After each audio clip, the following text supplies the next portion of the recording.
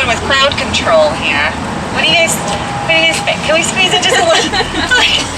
I know Pacific Northwesterners love their fucking bubble. I totally understand, but we're all gonna be very friendly. I didn't mention Andrew and I don't bite unless you like that sort of thing, in which case it costs extra.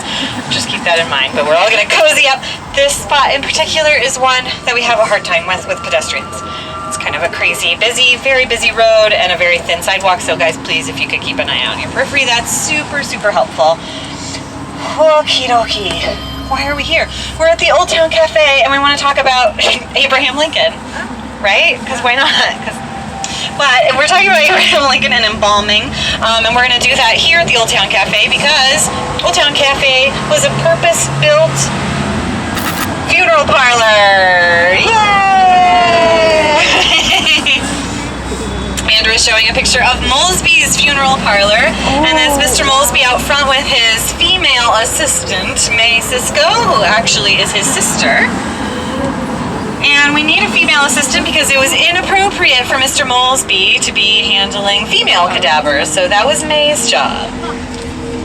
We're going to talk about embalming here because it was a funeral parlor and Mr. Mosby literally had the market cornered over here, and I'll explain that in a minute. But first I want to tell you guys a little bit about what embalming is, in case you didn't know.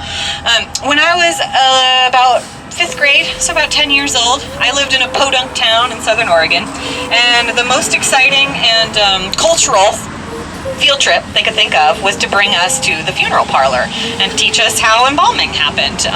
So let me impart my wisdom to all of you. First, what they do is they slit your ankle, which is where the largest vein in your body empties.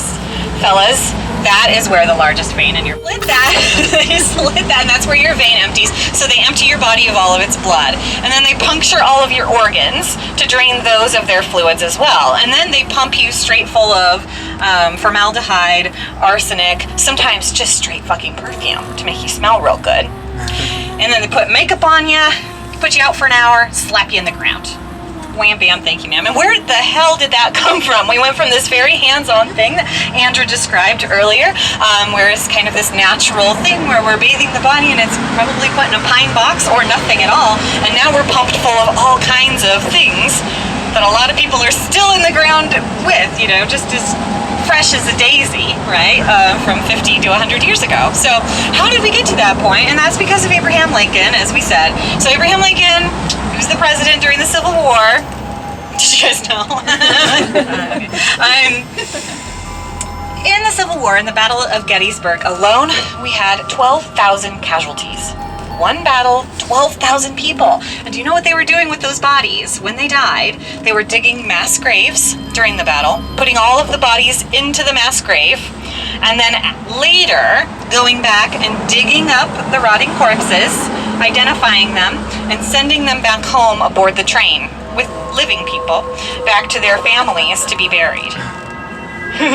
So Abraham had a little bit of a decay issue on his hands, and so he commissioned the military to come up with a way to preserve those bodies to get them home without like grossing everybody out and spreading disease and whatnot, right? So that's what the military came up with, was that process that I just mentioned. How did we get there today? We're still embalming people today, even though it was just a very utilitarian thing that we were using. It's because Abraham Lincoln, as with Queen Victoria, we kind of followed everything that they did, right? And so Abraham Lincoln, when his young son passed away at the age of 9 years old, they decided to embalm him, which was not part of the normal practices for that era, but his wife was a little bit maybe hung up on the death of her child, and it was like new fun technology that we have to play with, right? So they did that with their son, and then it became even more popular thanks to Abraham Lincoln, because you guys are going to be shocked, I know you probably don't know this, but Abraham Lincoln was assassinated. And I believe this is one of the biggest funerals as well, and I think this is where the trolley car came in. Kind of cool, kind of neat. Bayview is such an incredible place. You guys can keep an eye out. We're going to be doing cemetery tours come November, December, so you can learn more about that. Do we have, I put the picture of the